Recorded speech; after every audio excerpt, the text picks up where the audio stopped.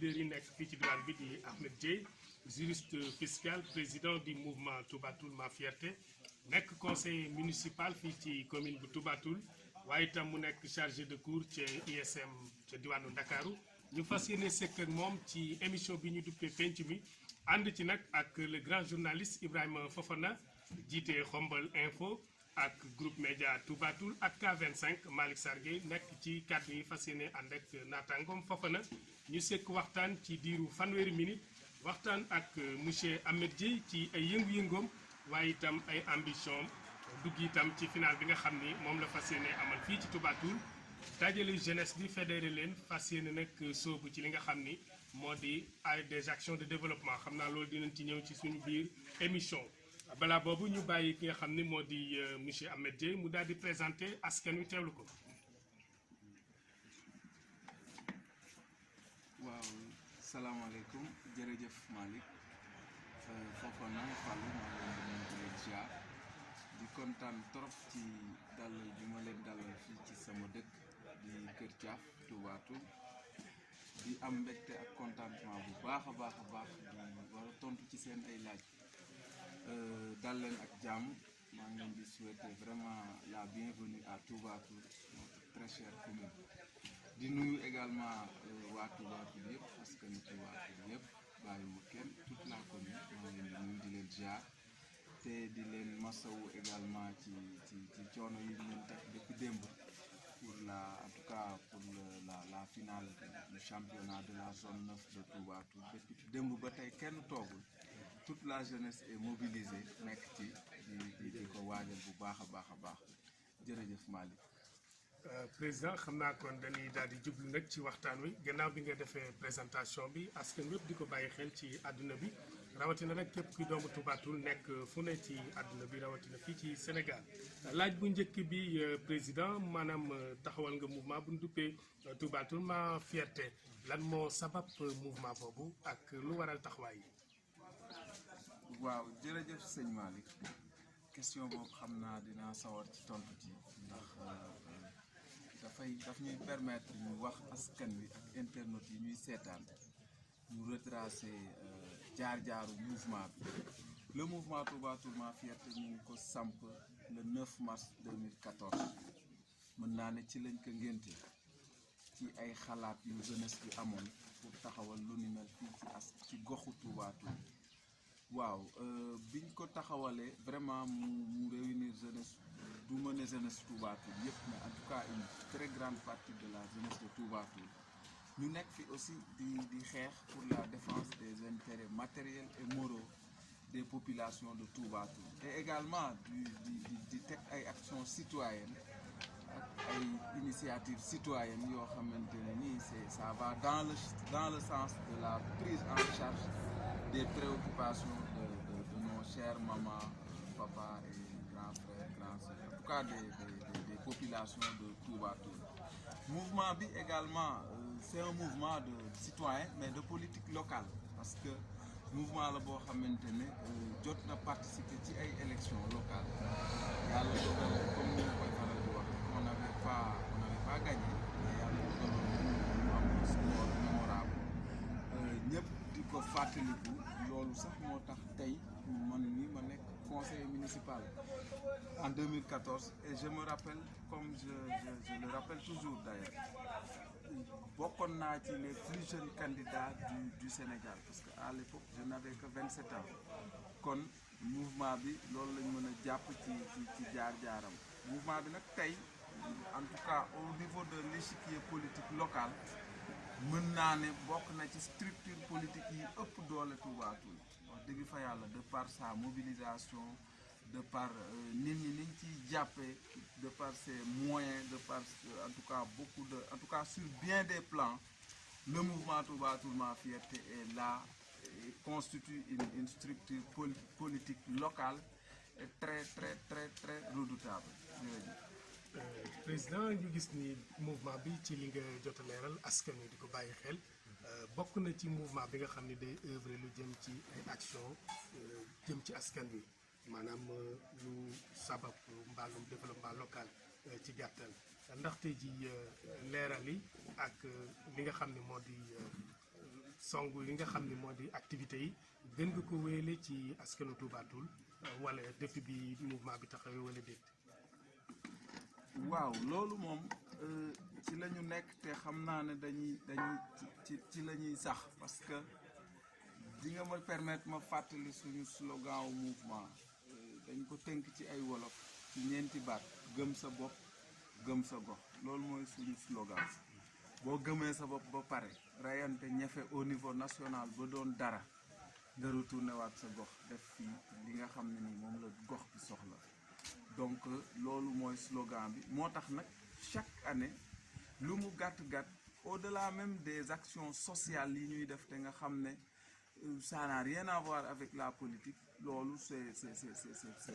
pour bien faire sans compter action yooyu chaque année dinañ def ay action yu mag yoo xam ne au vu et au su de tout le monde loo xamante ne population yi askan bi ñëpp a koy rafetlu gis ci seen bopp également boo xoolee mënuma lim activités yi ñu fi def parce que on en a tellement fait en tout cas pour rappel pour l'année 2018 ce qu'on avait fait on avait fait 2 grandes activités phares mooy soirée de gala bi ñu organisé woon à Dakar pour collecter des fonds pour indi ko au niveau de la structure sanitaire de Touba bi pour jàppale ko beneen bi ci topp également mooy somme bi ñu fi mobiliser woon aussi mettre ko à la disposition de la pharmacie de Touba Toul pour la prise en charge entière des ordonnances des populations de Touba loolu mooy activité yi ñu mën a def ci année 2018 année 2019 biñ ci duggee alors ci sport bi lañ gën a focaliser wu parce que depuis navétane yi bi mu démarré ba léegi je peux dire que on a donné à toutes les ASC de Touba Toul des jeux de maillot et des équipements sportifs ba tax na tey loolu laa yaakaar ne sax moom la zone constaté ba jox ñu final bi choisir ñu ci comme parrain donc loolu mooy activité yi nga xam ne moom lañ nekk ci 2019 bi sans pour autant en tout cas sans oublier les activités yi nga xam ne dañ koy am saa et là ay parrainage au niveau des cérémonies religieuses wala ay cérémonies pédagogiques culturelles voilà donc yooyu yëpp nekk na ay activités yoo xam ne ñu ngi koy doxal fii dañu gëm ne politique comme ni ko sama benn grand di waxe grand boobu dinañ ci ñëwaat développement local ñaari pilier rek la am muy action politique ak initiative citoyenne comme amaguñu ndombo tànk politique li ñu mën mooy di def ay initiative citoyenne par le biais de cotisation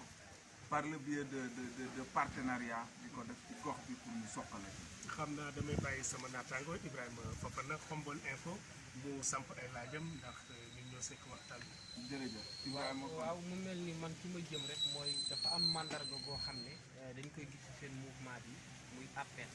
te ku ne appel xel day dem ci Khombole di mouvement à l'appel de Khombole tey jii mandarga boobu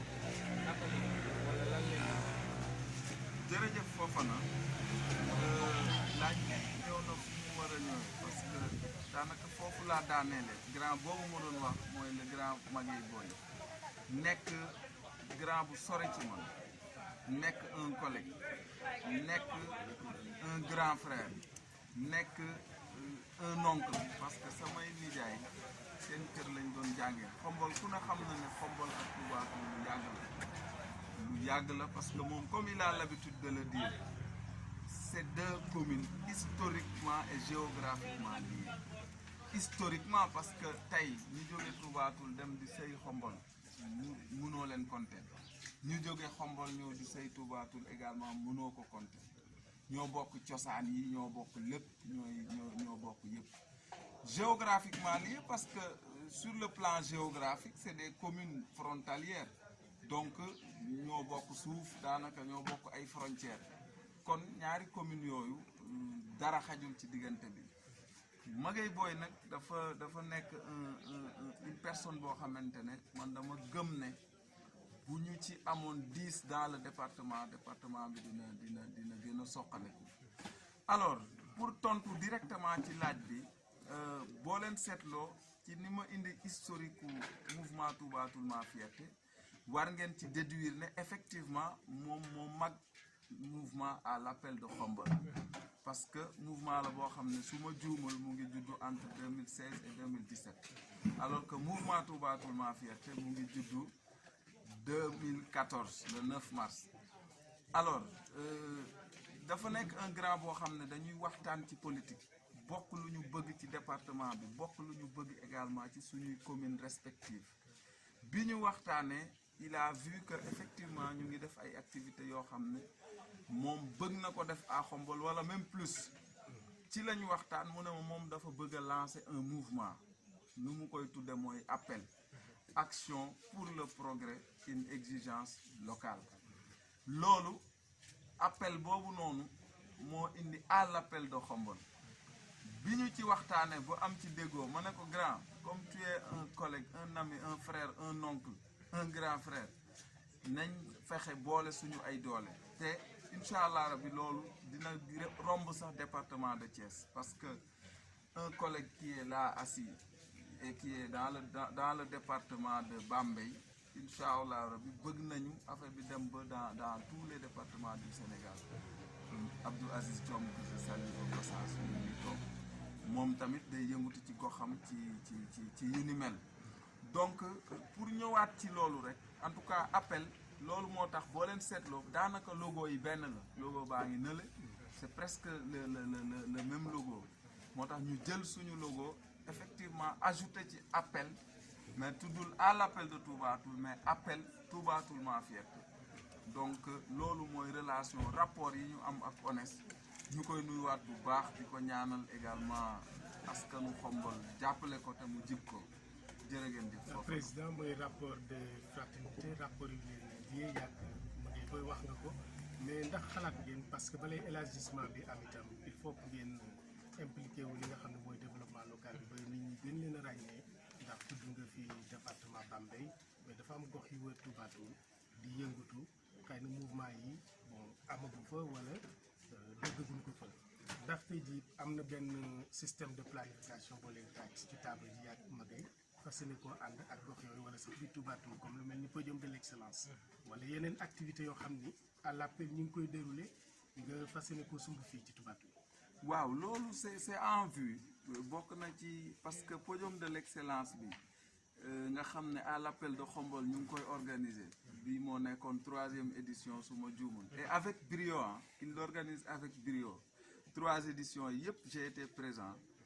ñu ngi ñaan effectivement dem ba mun ko implémenter ici à Toubatoul parce que c'est une activité phare boo xamante ne qui demande certes beaucoup de moyens et beaucoup de partenaires mais bon xam nga tool du bay kese moo koy defar mën nga bay mën nga buddi mën nga lu ci nekk mën na ko defar donc moom day aw fële ñun ñu aw fii mais li wërte wóor mooy daal li nekk ci xol yi benn la idée yi benn la idéologie bi benn la stratégie également benn la pour rappel Khombole ak Toubatoul li ñuy nekk 2 communes historiquement et géographiquement liées bokkuñu quand même ay niveau de mentalité bokkuñu également ay culture parce que tey am na activité yoo xam ne mën nga ko dérouler Khombole mais ce n'est pas facile pour nga dérouler ko Toubatoul kooku moom ku nekk kuy aspirer doon leader wala doon njiit war nga aussi xam étudier sa comportement wu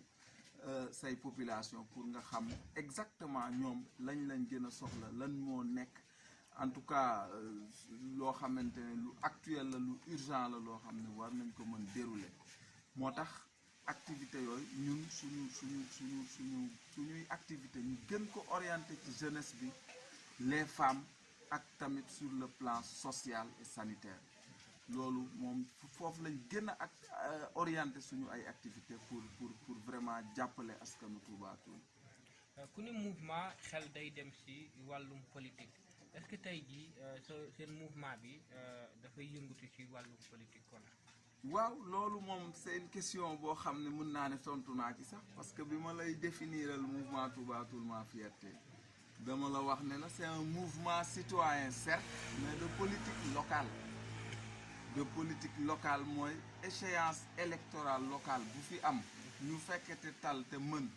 incha allahu rabbi dañ ci participer kon loolu boo ko ci génnee mënatul mënu mën a duñu politique et je vous ai dit que mouvement Touba Toul Ma Fierté participer na déjà à des élections locales am ci un score mémorable kon c'est effectivement c'est un mouvement politique mais de politique locale. Président élection yooyu bëgg nañ sax nga ñëw ci donte 2014 la woon élection locale yi bi ñu ciy dem xawoon naa metti ndax boo xoolee Touba Toul dafa bari ay kàngami politique yoo xam ne ñu ngi fi ñu ngi ci politique bi mooy ku mel ni le maire Daouda Tine la députée Adja Fatou Sène ak yeneen yoo xam ne ñu ngi ci dëkk bi ci politique nan nga demee ñoom ci arène bi ak ñaata conseillers daal parce que dafa mel ni élection locale yooyu dañ cee jëli succès donte ñàkk nga ko mais dañ cee jëlee ndam ndax ni nga koy leeralee dafa mel ni daal am na benn score boo am solo boo ci jëlee donte ñàkk nga ko ci wàllu conseil leeralal loolu askan wi. waaw 2014 métti woon na trop je dois le dire et le reconnaître métti woon na parce que xëy na xam-xam bi desoon na comme je vous ai dit je n'avais que 27 ans li ñu doon àndal aussi c'est la plupart c'était des étudiants suñu liste boo xooloon 80% yi boo xoolee profession étudiant lañ ci doon def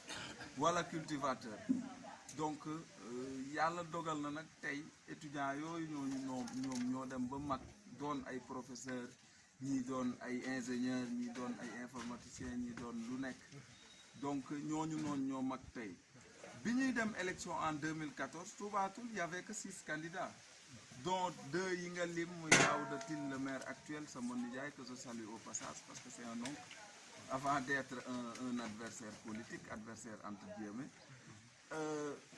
Fatou Sène sama maam la député la donc moo fi nekkoon également à l'époque demee woon ak ANDS il y avait également le mouvement Touba Toul Ma Fierté il y avait également le député Ibra Diouf Niokhobaye et la dame Ndioufa Bassel de Ndoukoumane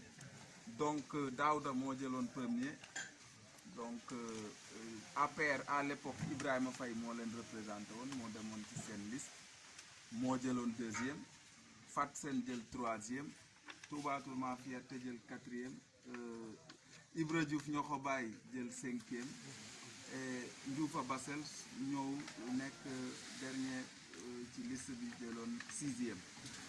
boo gisee mooy wax ne dañ ci on avait certes une défaite mais bon on avait gagné parce que on avait gagné en notoriété parce que bi ñuy dem ay suñuy maam ak suñuy nijaay lañ ko sekkaloon gënoon tuuti ci langue gi te wax dëgg fa yàlla bi ñu clôturer campagne bi amul kenn ku ñëw suñu kër wala mu gis samay mbokk di boole naan amet li ma wax wala nangam ñu doon àndal aussi déroulé nañ une bonne campagne électorale ci yar ak teggin. sa liste boobu yow yaa fa ne conseil wala ñaata conseil. waaw amoon nañu 2 ou 3 conseillers. waaw donc loolu moom lañ nekkoon ñoo nekkoon les ñi jiitu woon ci liste proportionnelle bi parce que su ma koy wax ñu ne ma non yéen da ngeen xamoon doo leen gagné moo tax nga nekkoon liste proportionnelle c'est tout à fait normal c'était une première participation loolu moo taxoon ñu nekk liste proportionnelle pour que au moins même si on ne gagne pas pour que la tête de liste soit au moins conseillée pour di mën a apporter son expertise ak xam-xamam ci gestion commune bi te noonu la demee tey bien que on est à Dakar parfois conseil yu bëri mën nañ ko tardé wante nag suñu xel ak suñu xalaat saay bu ñu fi conseil fekkee wala ñu fekk ñu am jot dañuy ñëw teewe ko joxe ci suñu xalaat askan wi aussi lépp lu ñu leen war a leeral ci gestion commune bi ñu ngi leen koy leeral. mais dafa mel ni conseiller boobu dafa tekkaaral ndax ay jamono laata ñuy ubbi autoroute à péage bi par exemple fële ci diwaanu Réfane am na ci ay yenn mouvement yoo xam ne dañ doon mouvementé songu média yi di wax ndax passerelle yi problème passerelle la nam xam nga Touba Toul déjà pôle d'attraction économique la ndax am na marché hebdomadaire bu fi am chaque samedi nit ñi di indi seen jur yi marchandises yi yëpp ñëw di def commerce échange di fi am ñu gis ni yenn dëkk yi nga xam ni xëy na bénéficié wu ni sax li Touba Toul am te bokk ci Bawol bi ñu amee jafe-jafe passerelle dañoo taxaw muy opposants yi muy yenn conseils yi nga xam ne ànduñu maire ñaxtu gouvernement bi dégg leen donte saafara amul mais xëy na ay waxtaan am na ngir ubbi ay perspectives indi leen ay solution ci ñaxtu yooyu ñu gis ni xëy na yenn conseils yi defuñu loolu fii ci Touba Toul ndax gis ñu ko fenn ci média bi lan moo waral tekkaaral boobu waaw loolu moom xam nga le problème de Réfane la réalité était tout autre bokkul problème ñaari problème yi bokkul en fait Touba Toul le problème qu'on avait et puis ñu ngi loolu ñu ngi sant yàlla bu baax parce que boo xoolee autoroute à péage bi sur toutes les communes yi nga xam ne moom la romb en tout cas c'est Touba Toul kese moo ci am benn wàccukaay benn bretelle même commune de Réfane li muy rëy yëpp amu ko et pourtant ils ont un bon maire monsieur Djibril Thiaw qui se trouve être un professeur d'université un grand intellectuel que je salue au passage mais taxul ñu am loolu ñu nag Touba Toul suñu chance mooy suñu position géographique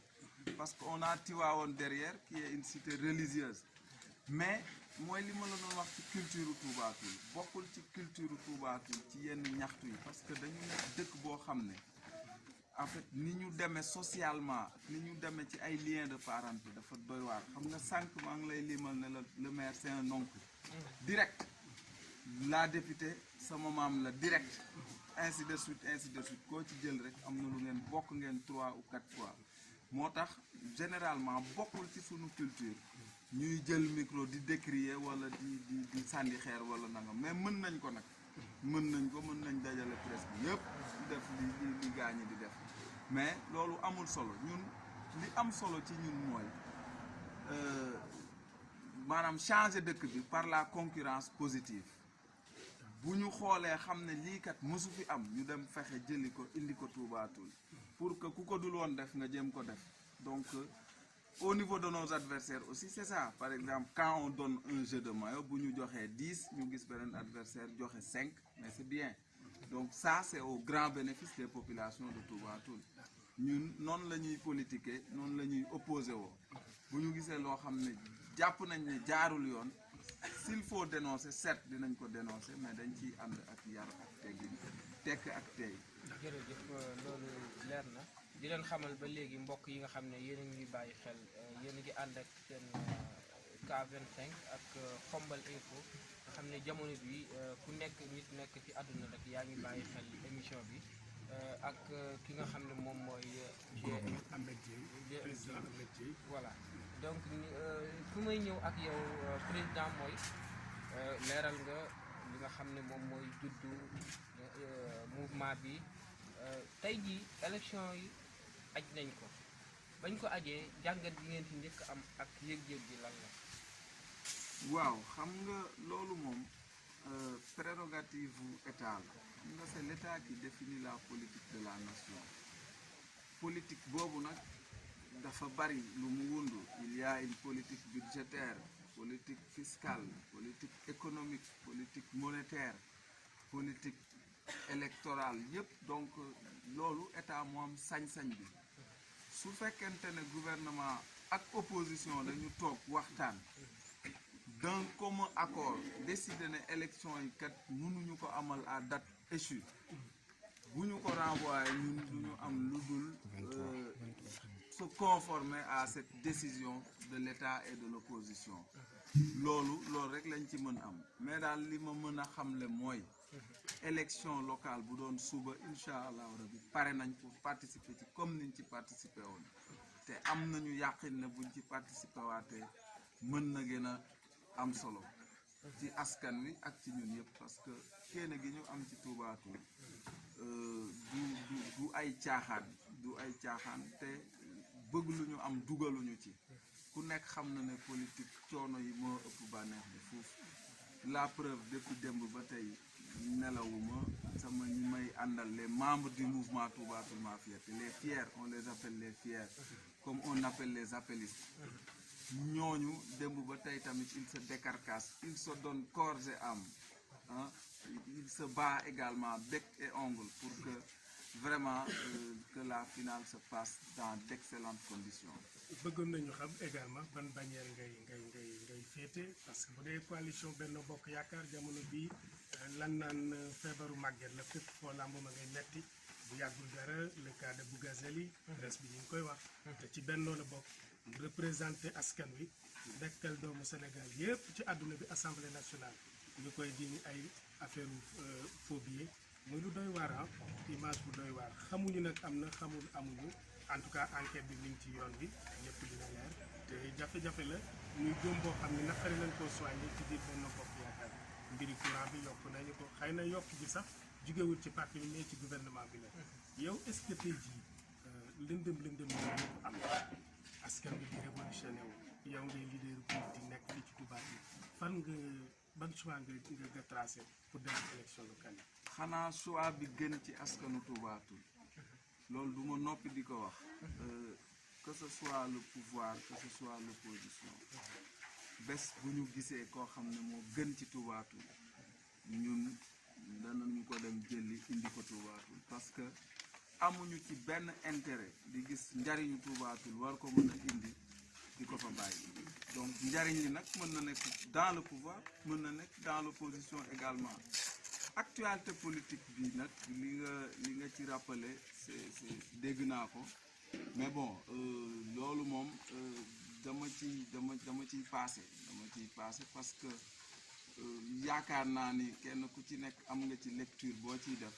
man sama bos xam naa ne dama koy denc gën ci mûrir réflexion yi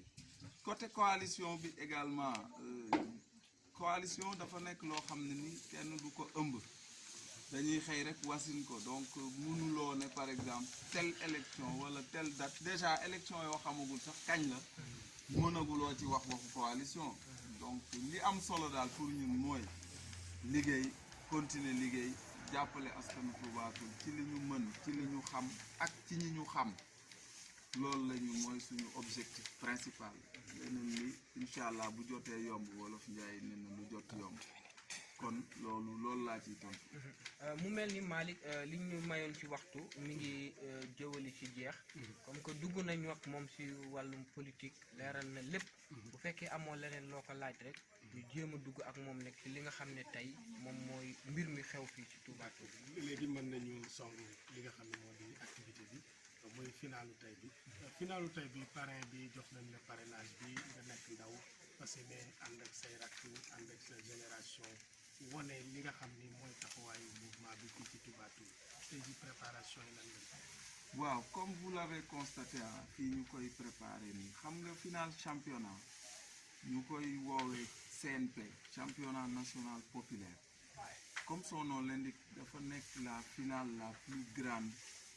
ci zone que bu zone di organiser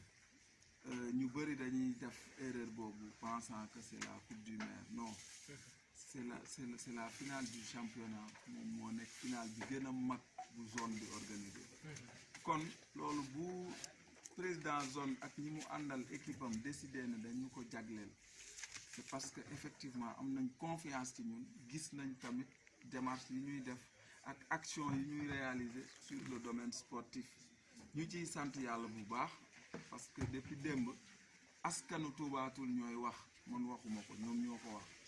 nee nañ li ñu gis mësuñu ko fi gis bii c'est la première édition ñu parrainé finale loolu lañ doon rêvé parce que je le rappelle fii lañ jàngee man je fais partie des purs produits de l'école Touba Touloise parce que dama ko fàtte rappeler ci présentation bi fii laa jàngee ba am BFM soog a dem lycée Koumba Diacké de Khombole kon ñun ñoo démarré le CM de Touba Toul fii en 2000 donc bu ñu demee ba juddoo ci dëkk bi màggee fi yaroo fi ñu dem ba ñu delloowaat honneur boobu vraiment te amaguñu sax xëy na yenn at yi am na ñu fi nekk gën ñu ko mën fuuf ëppale ñu fuuf xëy na tamit loolu lañ choisir dañu feeñ mais ñun yàlla daf ñu nattoo lii et puis tamit ñu bëgg askanu Touba Toul te vraiment fas yéene leen jàppale ci li ñu mën ak ci li ñu am moo tax ñu accepter parrainage bi yàlla dimbali ñu ci aussi parce que c'était un parrainage bu 10 à 10 parce que dañu bëggoon révolutionner def ay innovation yu bari moo tax démb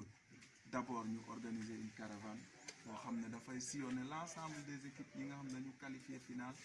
yóbbul leen trophée yi loisir yi maillot yi ak tout yóbbu ko ba seen chef de village gis ko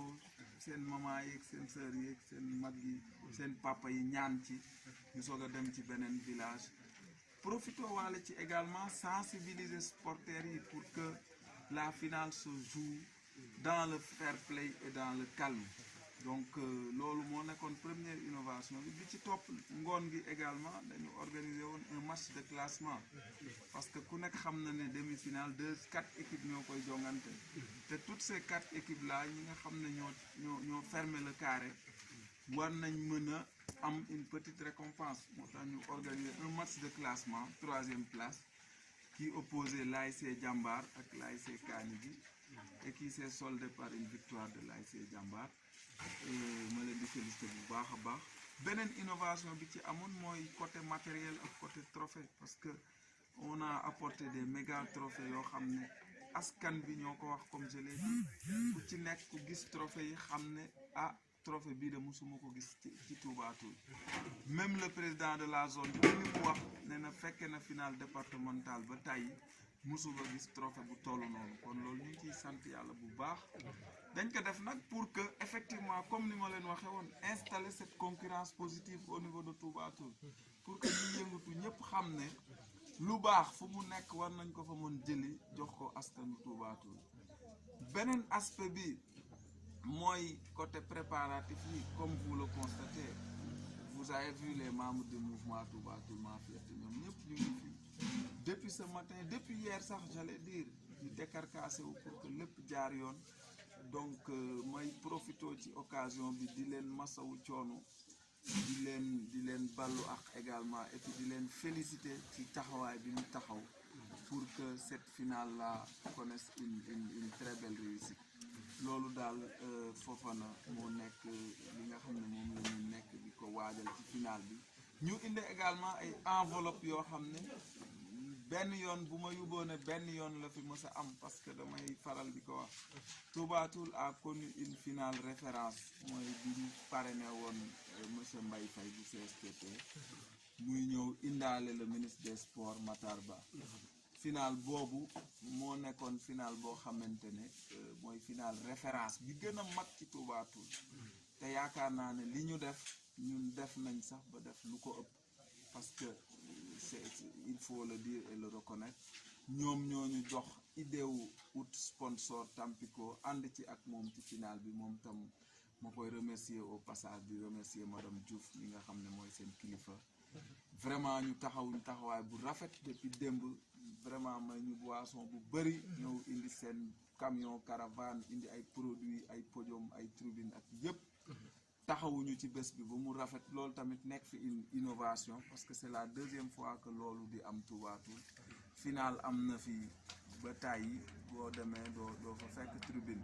may lancer également un appel aux autorités étatiques que ñu jàppale ñu ci stade bi parce que stade la boo xam ne Touba Toul am na de très grands footballeurs war nañ ñu mën a dimbali may ñu benn gazon synthétique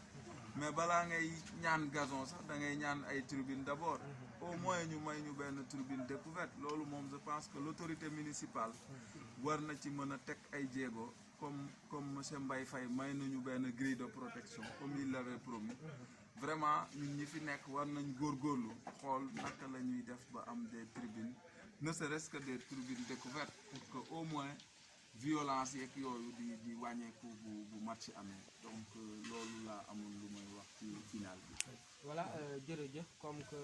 lépp daal mën nañ ne yemb na parce que fi ma bëggoon dugg ak moom sax mooy si stade bi par yàlla def na leeral na ko kon daal ñu ngi lay sant di la gërëm ma bàyyi la Malick ak Diaye nga tàggoog ñoom ñu joxe daje ngoon incha allah fi nga xam ne mooy stade municipal bu Touba Toul. jërëjëf confrère Ibrahima Fofana jërëjëf également président Ahmed Dieye nekk juriste fiscaliste jiite itam mouvement bi ñu duppee Touba Toul Ma Fierté nekk itam conseiller municipal fii ci diwaan bi waaye itam di jàngalekat fële ca ISM nekk ci diwaanu Dakar moom lañ doon dalal seen émission penc mi ñëw na ci bu baax a baax ci ay xeetu question laal mouvement bi waaye itam dugg ci ay ambition politique am ay itam message bu am solo bi mu lancé jëmale ko nag ci autorité yi nekk fii ci diwaan bi ngir ñu fas yéene bàyyi xel bu baax a baax stade bi ndax moom la ndaw yi Touba Toul am renforcé ko ba mu mat sëkk ci wàllu logistique muy message bu am solo kon jërë ngeen jëf mbokk yi ñu ngi àndoon ak Ibrahima Fofana nekk journaliste fii ci Khombole Info ak Malick Sarr Gueye nekk ci K25 ak waa groupe média bu Touba Toul sekkoon ak yéen waxtaan fii fas yéene leen a jox nag dig daje ngoon ci final bu mag bi nga xam ni àdduna bépp ñu ngi koy xaar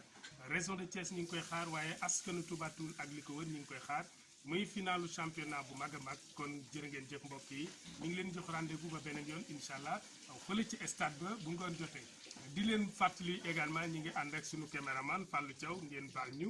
xel dafay fàttu mi ngi ànd ak ñun di def liggéey bu am solo kon mbokk yi rendez-vous ngoon la ci stade municipal bu 16h jotee ñu fas yéene présider finalu championnat bu am solo jërë ngeen jëf. ok.